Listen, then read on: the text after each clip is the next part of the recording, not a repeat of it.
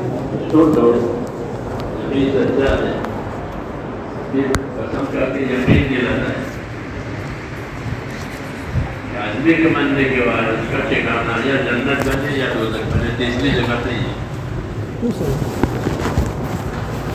یہ اپنا راستہ سوچنا ہے کہ ہم کس راستے سے آخرت کی طرف جا رہے ہیں، اور ہم نے آخرت کی کیا تیاری کی ہے، آگاہ کرتے ہیں وَلْتَنْظُرْ نَفْسٌ مَا قَدَّمَتْ لِغَدٍ، اور آدمی سوچا کرے کہ آنے والی کل کے لیے کیا تیاری کی ہے۔ ایک کل آنے والی ہے، لیکن اس کل کے بعد کل نہیں ہے، کوئی ایک کل ہے، وہ آدمی کی موت ہے، وہ قیامت ہے، اس کے بعد پھر کچھ نہیں ہے، پھر کوئی کل نہیں ہے۔ اس کے لیے کیا تیاری کی، یہ ہر آدمی کو سوچنے کی دعوت دی ہے کہ ہر آدمی سوچے، ہر ماننے والا سوچے کہ مجھے ماننا ہے اور میں نے ماننے کے لیے کیا تیاری کی۔ یہ اصل ہے اس کا مراقبہ، اس کا دھیان کہ مجھے آخرت کے لیے کیا کرنا ہے۔ صبح ہوئی ہے، صبح ہوتی ہے، شام ہوتی ہے، زندگی تمام ہوتی ہے، یہ نظام ہے، صبح شام اور زندگی ختم۔ اس میں ہے رمضان کی مجلسوں سے، مذاکروں سے ہمیں یہ سبق لینا ہے کہ اگلی زندگی توبہ کر کے اپنے صاف ستھری بنائیں، اللہ کے حقوق ادا کریں گے، اللہ کے دین کو سیکھیں گے۔ اللہ کے دین کو سیکھنا ضروری ہے، بغیر سیکھے کیسے حق ادا کرے گا؟ بغیر سیکھے تو آدمی گاڑی اور سائیکل بھی نہیں چلا سکتا، لکھ بھی نہیں سکتا، پہلے سیکھنا پڑتا ہے۔ ایسے دین بھی، دین کو سیکھنا پڑتا ہے، دین سیکھیں گے تو دین کا حق ادا ہوگا اور آخرت بنے گی۔ دین نہیں سیکھیں گے تو جہالت جہنم میں لے جاتی ہے، جہالت جہنم میں لے جاتی ہے۔ حضور صلی اللہ علیہ وسلم سے جاہلیت ختم کروائیے، ورنہ ہو ایسا نہیں تھا اس زمانے میں، مال نہیں تھا، بہت مال تھا، مالدار بھی تھے، زمیندار بھی تھے، کاروباری بھی تھے، حکومت کرنے والے بھی تھے، لیکن جاہلیت تھی، بس اندھاپن، اس کو آپ نے ختم کیا ہے اور حقوق کی پہچان کروائی ہے۔ اللہ کا حق کیا ہے، نبی کا کیا حق ہے، کتاب کا کیا حق ہے، اپنی ذات کا کیا حق ہے، اور پھر ان حق کو پہچان کر کے اس کی ادائیگی۔ اللہ کا حق یہ ہے کہ اس کی عبادت کی جائے، اس کی عبادت میں کوئی شریک نہیں، اللہ کی عبادت کی جائے اور اچھی عبادت کی جائے، کیونکہ جو کرے گا آدمی اپنے لیے کرے گا۔ ٹوٹا پھوٹا کیا ہے تو ٹوٹا پھوٹا ملے گا۔ لوگ کہتے ہیں ٹوٹا پھوٹا، کس نے کہا ٹوٹا پھوٹا؟ مکان کا ٹوٹا پھوٹا مانا نہیں ہو، جوتے تو ٹوٹے پھوٹے پہنتے نہیں ہو، کپڑے ٹوٹے پھوٹے پہنتے نہیں ہو۔ ایک دن بھی چلا رہ گیا کہ ہمیں ٹوٹا پھوٹا کرتے ہیں، ٹوٹا پھوٹا کرنے کے لیے کہا کس نے؟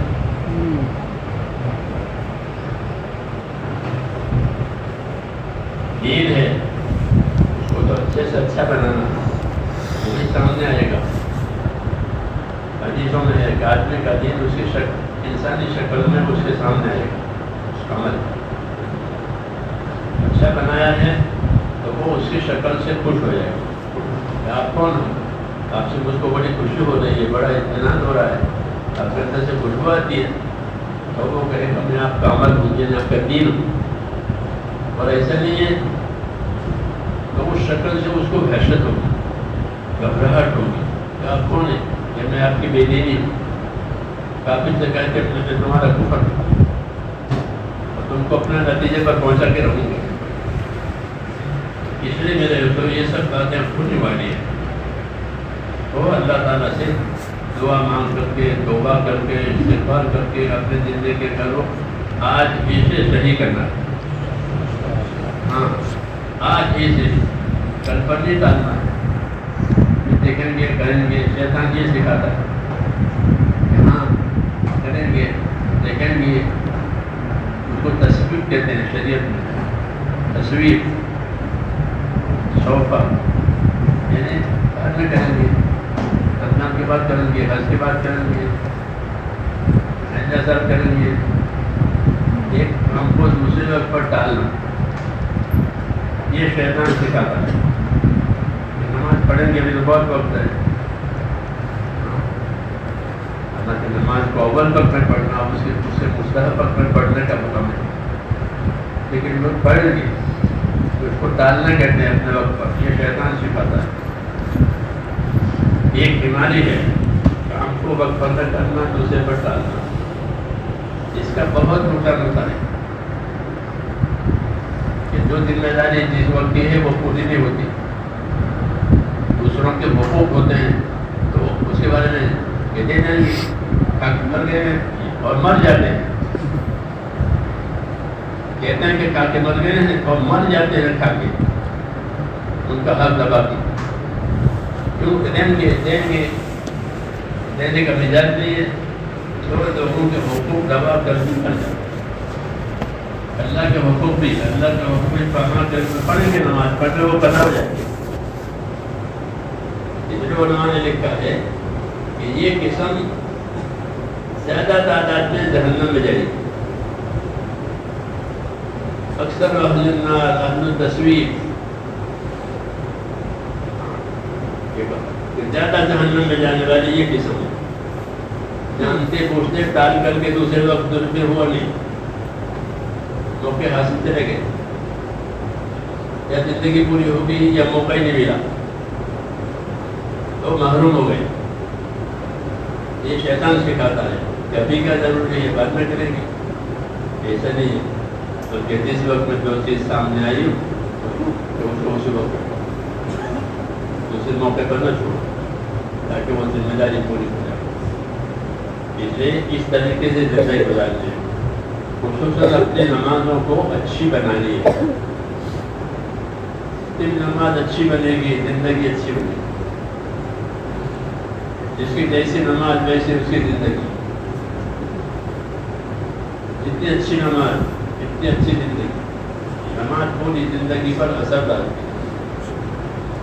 اس لیے اپنے آپ کو نماز کا پابند کرے. نماز کو اپنا پابند نہ کرے. ہم نے نماز کو پابند کیا، ٹائم کی پڑے گی تو نماز کی ٹانگیں باندھنی ہے. جی ہاں، اصل ہے اپنے آپ کو نماز کا پابند کرنا. حدیثوں میں ہے کہ اپنے پیٹوں کو اور اپنے پیٹھوں کو نماز کے لیے ہلکا رکھو. اپنے پیٹوں کو اور پیٹھ کو نماز کے لیے ہلکا رکھو. پیٹ کو ہلکا رکھنے کیا مطلب ہے؟ زیادہ کھانا پینا، یہ زیادہ پیٹ بھرنا، یہ عبادت میں کیا مزہ آئے گا؟ پیٹ تو سستی والی رہے گی. پیٹ کو ہلکا رکھو، پیٹھ کو ہلکا رکھو. کہ پیٹھ کو ہلکا رکھنے کا مطلب ہے کہ دنیا کے زیادہ جھگڑے اپنے ساتھ مت رکھو. دنیا کے زیادہ جھگڑے اپنے ساتھ مت رکھو. موت اچانک آتی ہے، جھگڑ کے جی ہاں وہ جھگڑے ویسے رہ جائیں گے. تو اس لیے کہا کہ اپنے پیٹ کو اور اپنے پیٹھ کو نمازوں کے لیے ہلکا رکھو تاکہ نماز ہو جائے، نماز اثر کرے، نماز ہمارے اندر اثر کرے. نماز کا اثر ہوتا ہے کہ نماز برائیوں سے روکتی ہے. نماز میں ایک نور ہوتا ہے، وہ حاصل ہو جائے تو پھر آدمی برائیوں سے بچ کر کے صحیح راستے پر چلتا ہے. اس لیے اپنی نمازوں کو اچھی سے اچھی پڑھنی ہے، سیکھ کر کے، سمجھ کر کے، سنتوں کے ساتھ. نماز کی سنتوں کے ساتھ، نماز ترتیبوں کے ساتھ. اس طرح اللہ کے ہر فرض کو ادا کرنا ہے. اگر اللہ نے مان دیا ہے تو پائے کی زکات نکالیں. زکات پوری ادا ہو نہیں رہی ہے مسلمانوں سے. مال ہوتا ہے لیکن زکات ادا نہیں ہوتی پوری، کیونکہ زکات لوگوں نے غریب کی طرف روشن کی. کوئی غریب آ گیا چندے والا تو دے دیں گے، اور جاننے والے کو زکوٰۃ دی ہے وہ صحیح استعمال ہوتی بھی ہے کہ نہیں ہوتی کون جانتا ہے. ان کو زکوٰۃ دی ہے پتہ نہیں وہ کون خرچ کرے گا. اکثر ان کے زکوٰتیں برباد ہوتی ہیں. جیسے نماز کے لیے جگہ تلاش کرنا پاک اور وہاں نماز پڑھنا. جیسے کہ کہیں بھی نماز پڑھ رہے نماز میں آئیے مولانا یہ فرماتے ہیں جس نماز جگہ نہیں ہوتی نماز کے لیے پاک جگہ تلاش کرنی پڑتی ہے. ایسے ہی زکوٰۃ دینے کے لیے زکوٰۃ کا حقدار دیکھنا پڑتا ہے کہ زکوٰۃ کا حقدار کون ہے. حقدار کو زکوٰۃ پہنچے گی تو وہ زکوٰۃ ادا ہوگی. جب حقدار کو دی نہیں ہے تو وہ نہ دینے کے برابر ہے. مانگنے والے کو دے دی. اس طرح نہیں ہوتا. اور اب تو اکثر مانگنے والے جو ہیں خدای صدقات پڑھتے ہیں مانگنے والے دو قسم کے ہوتے ہیں. خدای صدقات میں سوال کی بات چل رہی ہے. ایک قسم مانگنے والوں کی وہ ہوتی ہے کہ کمانا نہ پڑے تکلیف نہ اٹھانی پڑے مانگ کے کھا لیں گے. یہ سوالی ہے. یہ لوگ سوالی سوال کریں گے. سوال میں کوئی تکلیف نہیں ہے کوئی نہ کوئی دے دے گا. یہ سوالی ہے. اور دوسرے وہ ہیں کہ جو زیادہ ہونے کے لیے مانگتے ہیں. ان کے پاس ہے لیکن زیادہ ہونے کے لیے. جو سوال کرتے ہیں حالانکہ کما سکتے ہیں لیکن سوال کر کے مانگتے ہیں ان کی وعید ہے کہ ان کے چہرے پر قیامت کے دن کوئی گوشت نہیں ہوگا بس کالی ہڈی ہوگی کہ یہ کون ہے کہ یہ بھکاری. اور جو زیادہ ہونے کے لیے مانگتے ہیں جمع کرنے کے لیے مانگتے ہیں ان کے پیٹوں میں انگارے ہوں گے. یہ سب حدیثوں میں میں نے کہنا مطلب کہ یہ حقدار نہیں ہے زکاتوں کے. زکاتوں کے حقدار اللہ نے بتائے ہیں ان کو دینی ہے تو وہ زکات ادا ہوگی. نہیں تو مالدار کے لیے وبال بنے گا. لوگوں کو مال میٹھا لگتا ہے جمع کرتے ہیں حالانکہ مال جمع کرنے کے لیے نہیں ہوتا. مال کو تو اللہ نے خرچ کرنے کے لیے پیدا کیا. جب تک یہ خرچ نہیں ہوتا فائدہ نہیں ہوتا. فائدہ کب ہوتا ہے مال سے جب یہ خرچ ہوگا. جب کو چائے بھی نہیں ہے تو جیب میں پیسے ہیں تو چائے ہو جائے گی. یہ نہیں جیب میں سے پیسے نکالنے پڑیں گے. اس کے خرچ کے بغیر حاجت پوری نہیں ہوتی. اس کے خرچ کرنے سے ہی حاجت پوری ہوتی. دنیا کی ہو کہ آخرت کی ہو. اس لیے اس کا جمع کرنے والا نادان ہے. یہ تو اس کے خرچ ہونے سے حاجتیں پوری ہوتی ہیں. اس کے خرچ ہونے سے راحتیں ملتی ہیں. اس لیے اس کے جمع کرنے والے کو نادان بتایا. اس لیے میرے دوستوں مالداری نادانی والی نہ ہو. مالداری سخاوت والی. مالداری حق ادا کرنے والی تاکہ دنیا کی راحت اور آخرت کی راحت دونوں مل جائے. اگر اللہ نے مال دیا ہے تو عالموں سے پوچھ کر کے اپنی زکات پوری ادا کریں تاکہ اس کی وبال سے بچے. نہیں تو بڑا وبال ہے. ایسے اللہ کے ہر فرض کا یہی حکم ہے. نماز ہو روزہ ہو زکات ہو حج ہو دوسروں کا حق ہو یہ ادا ہونا ضروری ہے. اسی لیے اللہ تعالیٰ نے دین اتارا. اپنے آپ کو پابند کرنا دین کا اچھے اعمال کا اپنے آپ کو پابند کرنا. حضرت عمر فرماتے تھے کہ اپنے آپ کو خیر کے کاموں کے عادی بناؤ. اچھے کاموں کے اپنے آپ کو عادی بناؤ نہیں تو برے کاموں کے عادی ہو جاؤ گے. خیر کے عادی بناؤ. اللہ نے دین دیا ہے خیر ہے اس لیے اپنے آپ کو پابند کریں. اس میں سب سے زیادہ نماز ہے. جتنی نماز اچھی ہوگی باقی زندگی اچھی ہوگی. نماز کے اچھا ہونے سے وہ مالیات کو بھی اچھا کرے کہ مال کو کہاں خرچ کرے. یہ سوچ بوجھ بھی نماز کے اچھا ہونے سے آتی ہے. نماز کو زکات کو اللہ نے ساتھ ساتھ دیا ہے. نماز قائم کرو زکات ادا کرو. نماز قائم کرو زکات ادا کرو. ایسے ہی میرے دوستوں اپنی غفلت دور کرنے کے لیے اللہ کا ذکر کرنا، اللہ کا ذکر کرنا، اللہ کا ذکر بہت ضروری ہے۔ حدیثوں میں ہے کہ میں نے کوئی منظر قبر سے زیادہ بھیانک نہیں دیکھا۔ حدیثوں میں کوئی منظر قبر سے زیادہ بھیانک میں نے نہیں۔ اس بھیانک منظر کا کیا حل ہے؟ پھر فرمایا کہ اللہ کے ذکر سے بڑھ کر قبر کے عذاب سے بچانے والی کوئی چیز نہیں ہے۔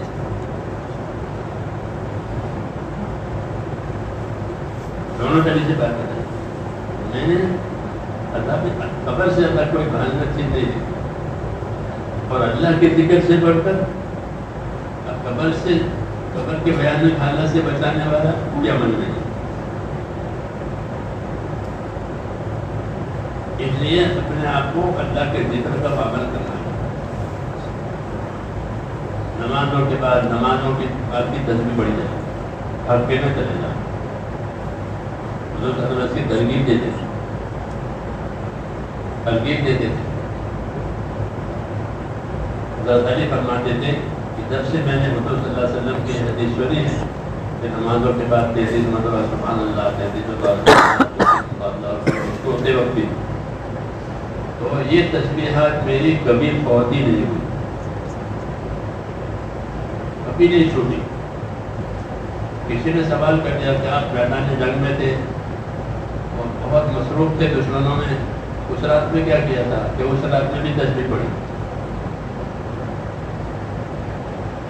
ایسی پابندی دشمنوں کے گھیرے میں ہیں، میدان میں ہیں، ہمارے سروں پر چمک رہی ہے، کہ اس حال میں بھی تسبیح پڑھی، کیونکہ اللہ کے ذکر کی اہمیت ہے۔ وقت نکال کر پابندی سے ذکر کرنا چاہیے۔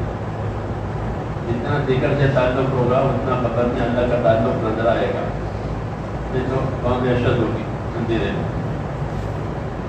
اپنے آپ کو اللہ کے ذکر کا پابند بنانا ہے، قرآن شریف کی تلاوت کا پابند بنانا ہے، توبہ استغفار کریں، روز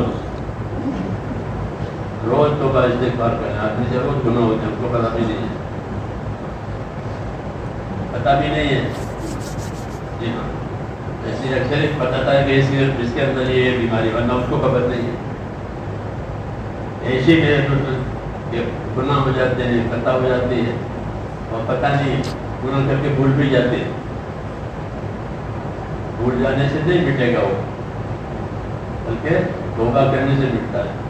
اس لیے اپنے آپ کو ذکر کا، تلاوت کا، دعاؤں کا، نمازوں کا، حقوق کی ادائیگی کا اپنے آپ کو پابند بنانا ہے، اچھی صحبتوں میں رہنا ہے، دین کی محنت میں جانا ہے۔ اللہ کے دین کی محنت ہو رہی ہے دعوت و تبلیغ کے نام سے، یہ ہر مسلمان کے کرنے کی چیز ہے۔ تبلیغی جماعت پارٹی کا نام نہیں ہے، یہ تو پوری امت کی ذمہ داری ہے۔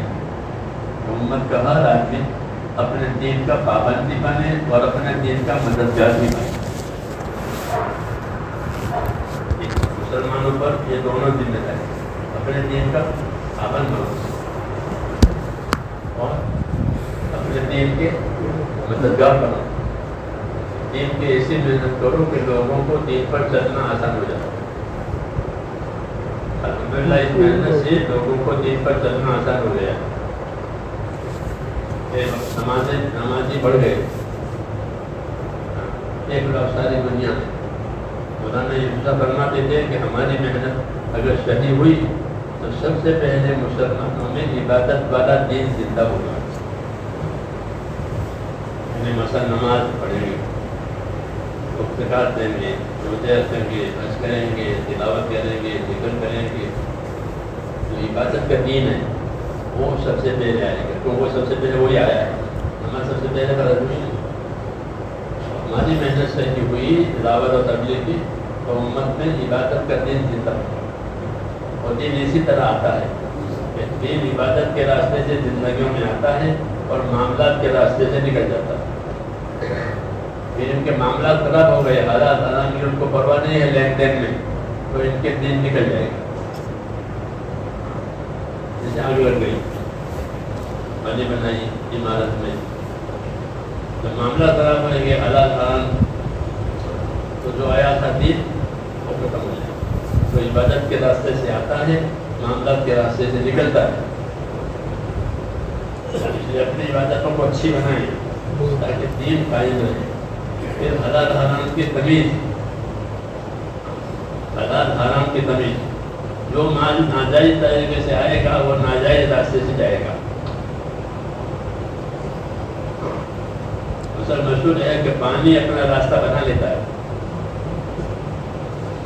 پانی کیسے؟ گھوڑا بھی ہم کو دیا ہے تو پانی نہیں پوچھے گا کہاں جانا ہے، وہ پانی اپنا راستہ بنا لیتا ہے. سمجھے؟ بتائیے کیا کوئی بٹن ٹوٹ گیا، پانی نے اپنا راستہ بنا لیا، وہ نہیں پوچھے گا. ایسا مال بھی اپنا راستہ بنا لیتا ہے. جو مال ناجائز راستے سے آئے وہ ناجائز راستے سے چلا جائے گا، عمارتوں میں چلا جائے گا. بڑی بڑی عمارتیں، مہنگی مہنگی عمارتیں، یہ بے برکت مال کی علامت ہے. جو مال بے برکت ہوتا ہے وہ مٹی میں جاتا ہے، وہ مٹی میں جاتا ہے. یہ بے برکتی کی علامت ہے کہ اس مال میں برکت نہیں تھی، غلط طریقے سے آیا ہے، وہ مٹی میں چلا گیا. اور صحیح طریقے سے آیا ہے تو وہ صحیح طریقے پر جائے گا. اس لیے مال کے کمانے میں، مال کے خرچ کرنے میں ڈاکٹر نہ لینا. غلط طریقے سے مال کو آئے گا. خوشصورت یہ آخری زمانے میں حدیث میں ہے کہ آخری زمانے میں تمہارے اوپر دنیا پھیل جائے گی، مال تمہارے پر پھیل جائے گا. مال تو آئے گا لیکن آئے تو کیا وہ کس راستے پر جا رہا ہے؟ فضولیت میں جا رہا ہے، گناہوں میں جا رہا ہے، احسانوں میں جا رہا ہے، یا حقوق ادا ہو رہے ہیں، احسان ہو رہا ہے لوگوں کے ساتھ. حقوق ادا کرنا اور احسان کرنا یہ مال کا اصل استعمال ہے. مال سے حقوق ادا کرو اور مال سے احسان کرو لوگوں کو. اب تمہارے پر نہیں ہے تو احسان کرو. حضور صلی اللہ علیہ وسلم نے مدینے میں جا کر سخاوت کرنے کی دعوت دی. مدینے والوں سے یہ سخاوت کرو. تم جاہلیت میں بہت مال خرچ کرتے تھے، اسلام میں کیا ہو گیا؟ سخی بنو، سخی بنو، سخاوت کرو. تو جو زمیندار تھے، مالدار تھے، باغوں والے تھے، انہوں نے جگہ جگہ اپنے باغوں میں آنے کے راستے کھول دیے. کوئی بھی ہمارے باغ میں آ گئے، آپ نے سخاوت نکال دی. کیوں؟ بیماری سے لیے کھاؤ کھلاؤ تاکہ اس کا نفع اور برکتیں آئیں. لینے کا راستہ بھی صحیح، خرچ کرنے کا راستہ بھی صحیح. یہ اصل طریقہ. لینے کا راستہ غلط ہوا تو غلط کر کے چلا جائے گا. اس لیے اس امانت کو خرچ کرنے میں اپنے آپ کو پابند کریں اور دین سیکھیں. مسلمان کا مال کہاں لگے گا؟ مسلمان کا مال سب سے پہلے اپنے اللہ کے دین کی نصرت میں لگے گا.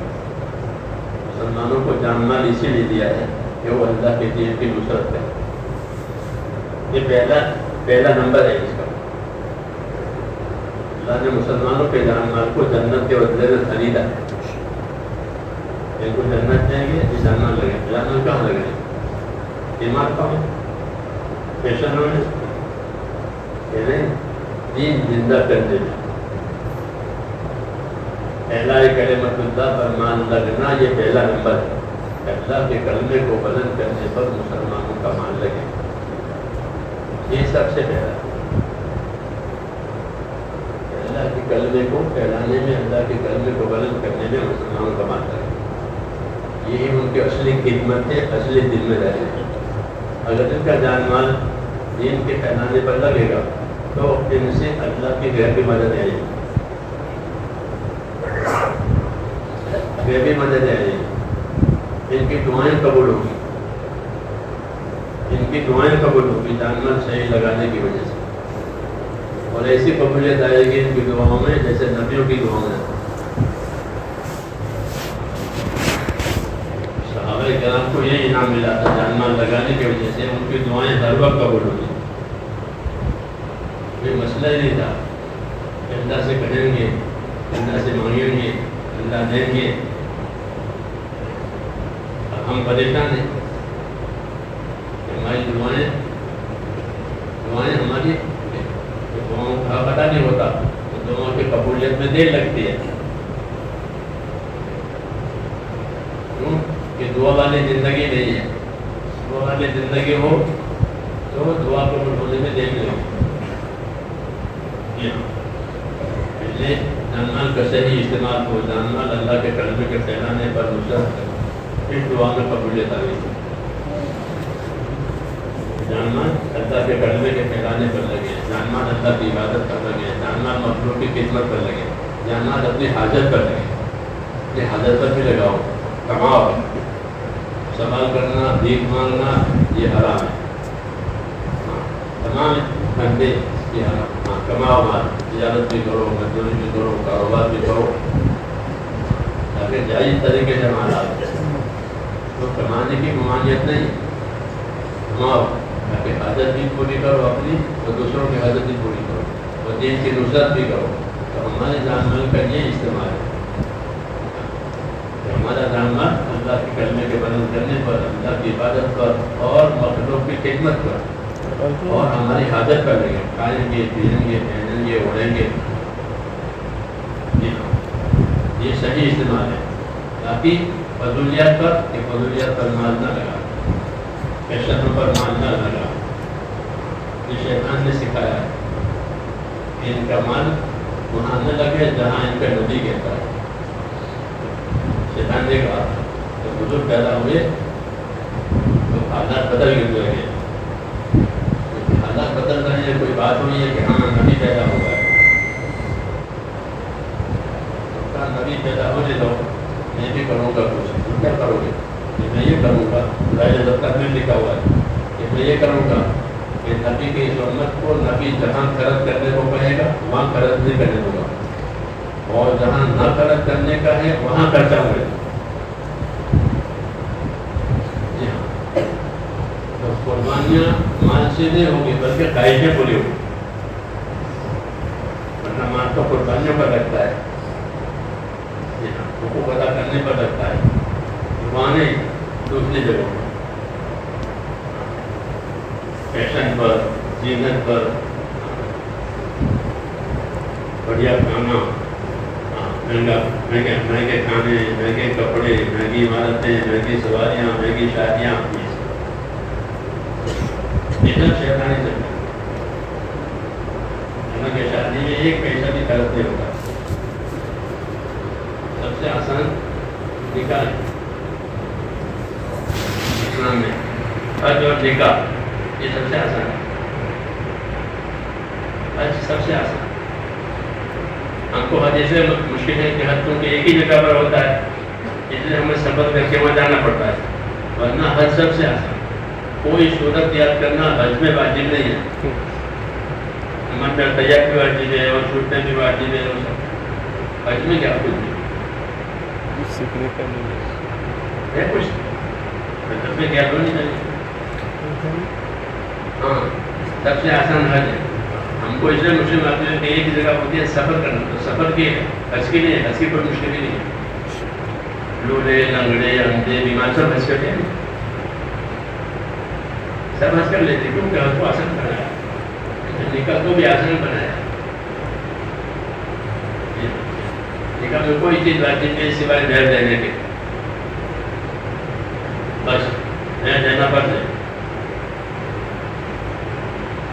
وہ بھی اپنی طاقت کے مطابق شریعت نے بتائی کہ اتنا مہر کم سے کم ہونا چاہیے، تاکہ زیادہ دے تو وہ جانے، اور کوئی فرق نہیں۔ تو نکاح آسان ہے، لیکن شادیوں کو لوگوں نے مہنگا بنایا،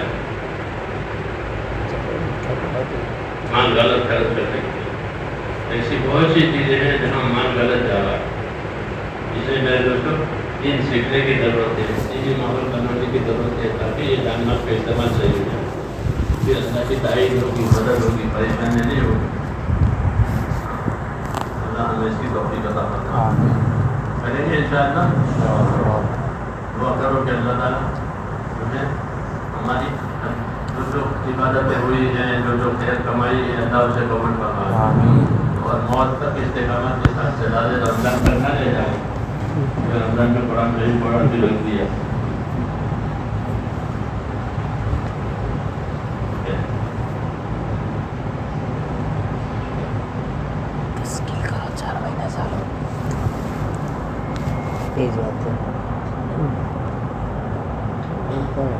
رحیم صادق دار